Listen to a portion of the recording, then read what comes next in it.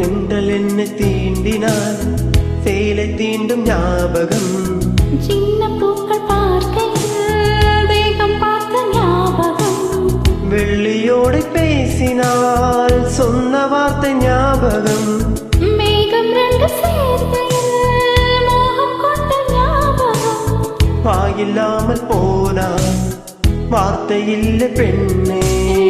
நீ இல்லாமல் போனால் வாழ்க்கை இல்லை கண்ணே. முள்ளோடுதான் முத்தங்களா